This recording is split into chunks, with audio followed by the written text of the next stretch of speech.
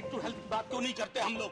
Right to health, स्वास्थ्य का अधिकार, उसमें कोई किंतु परंतु लेकिन परंतु नहीं, सीधे तौर पे स्वास्थ्य का अधिकार constitutionally guaranteed, right to life के साथ लिंक करिए।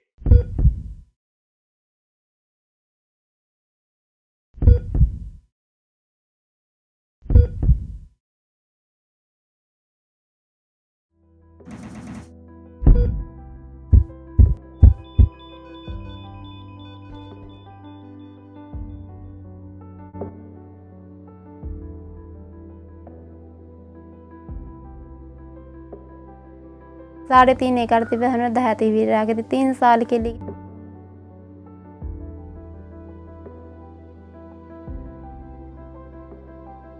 और फिर मुश्किल होती थी सबसे ज़्यादा पैसों की, क्योंकि बहुत महंगी दवा पड़ रही थी।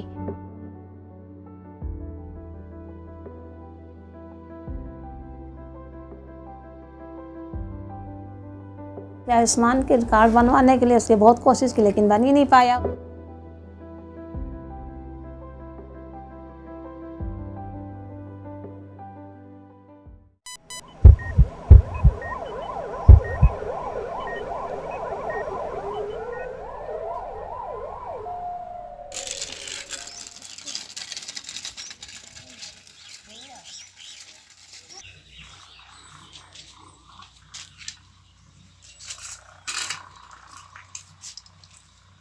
सरकार से किस तरह की सुविधाएं मिली हैं आपको?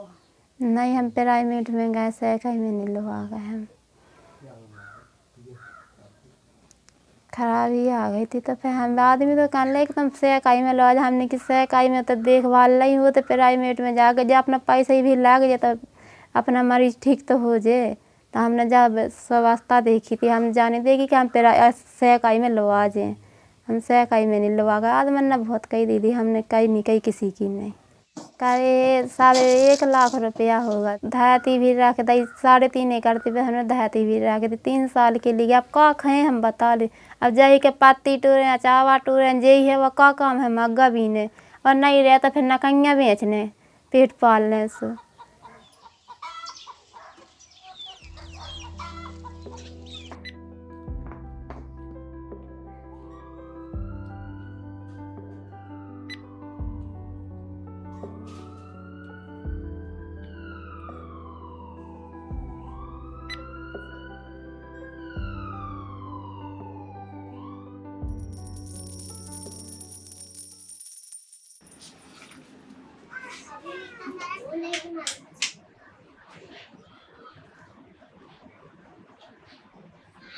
पापा की मतलब जब से भाई एक्सपायर हुए तबीयत खराब थी पापा की, तो गठिया भाई का इलाज तो चल ही रहा था। तो उसके बाद घर का खर्चा तो मम्मी और मैं मिलके उठा लेते थे। पापा की दवा वगैरह की जो दिक्कत होती थी तो मम्मी ने एक पास में ही पे एक छोटा सा खोखा था, तो मम्मी ने पापा को वो खोखा दिला दिया था जिसमें पापा चाय की छोटी सी दुकान रख रखी थी पापा ने।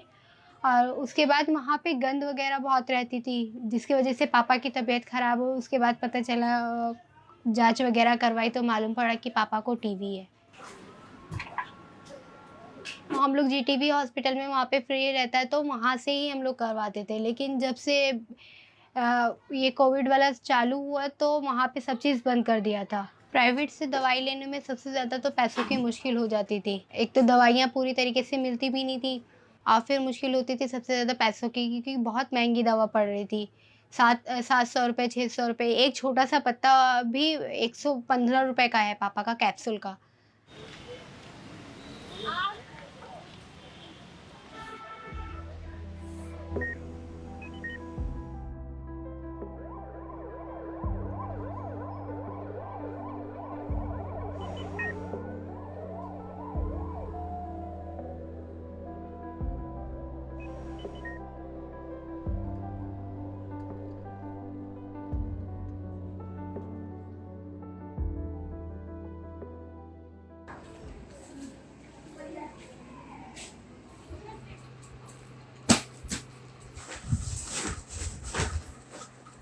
तो कुछ लोगों ने कहा कार्ड बनवा लो, इससे इलाज फ्री हो जाएगा। तो कार्ड बनवाने के लिए, आयुष्मान के कार्ड बनवाने के लिए उससे बहुत कोशिश की लेकिन बन ही नहीं पाया उसको कार्ड। मतलब आपने कोशिश की आयुष्मान हाँ, कार्ड? पूछा भी कई जगह लेकिन हो ही नहीं पाया। क्या कहा उन लोगों ने? उन लोगों ने जब जाए तो कहें कि 12 नंबर कमरे में जाओ, 12 नंबर जाए तो कहे 10 नंबर। फिर बलरामपुर भी एक मर्तबा सुना कि बलरामपुर में बन रहे हैं, तो वहाँ भी गए तो कहने लगे आज नहीं बन रहे हैं और करीब 1 हफ्ते के बाद आइएगा तब ये पता करिएगा बन जाएगा। फिर गए तो कहने लगे आई नहीं वो लोग बनाने। फिर वापस चले, फिर मेरी टांग टूट गई, गिर पड़े थे, पढ़ाने जा रहे थे, सड़क रोड पे बीपी लो रही था, मेरा चक्कर आया, गिर पड़े। करीब 5-6 महीने मेरे बहुत तकलीफ़ हुई, 1 साल लगभग हुई पिछले साल लॉकडाउन में।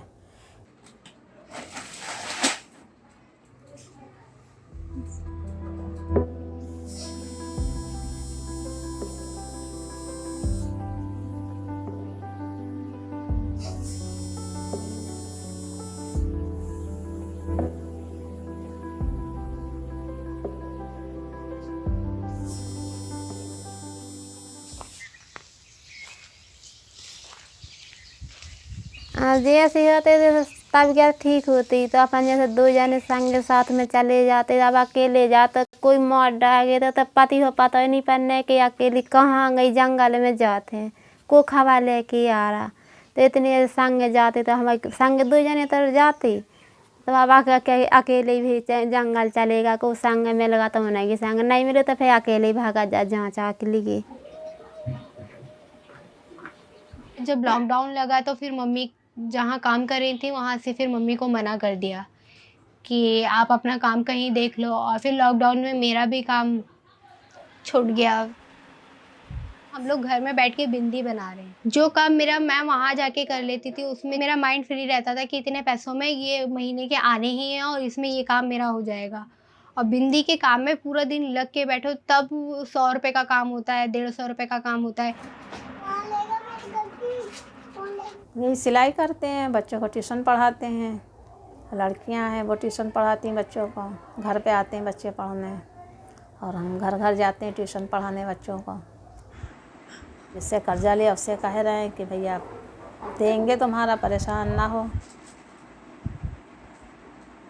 मेहनत कर रही हैं लड़कियां, अब उनको पढ़ा लिखा के कुछ उनको बनाना है, लेकिन अब जो मेरे पास जेवर था, जो पैसा था वो सब उनके इलाज में खर्च हो गया। अब लड़कियों की पढ़ाई वढ़ाई कैसे होवे, फिर किराया भी ज़रूरी देना है, घर का खर्चा भी ज़रूरी है। हवा जे हाथे जैसे खेती बाड़ी होती तो और जैसे मैं पैसा भी अपन बाकायद कहते तो कहूँ घर दूर बनाते, मकान बनाते, धरती जगह खरीदते। अब जा होगी इतनी पैसा नहीं कि अब कछु नहीं कह पाएंगे हम दीदी, अब कहाँ से कह पाएंगे हैं?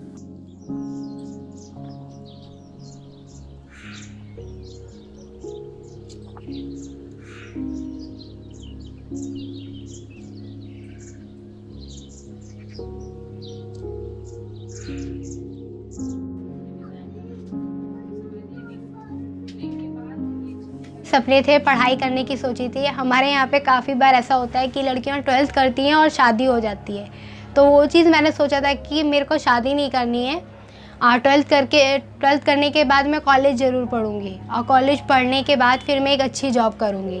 गवर्नमेंट जॉब करने के बहुत सपना था, लेकिन वक्त से पहले सब कुछ ऐसे बिखर गया कि वो नौबत ही नहीं आई। लेकिन अभी भी मन में कहीं ना कहीं पे ये बात रहती है कि क्या पता वक्त बदले और मैं फिर से कर पाऊँ।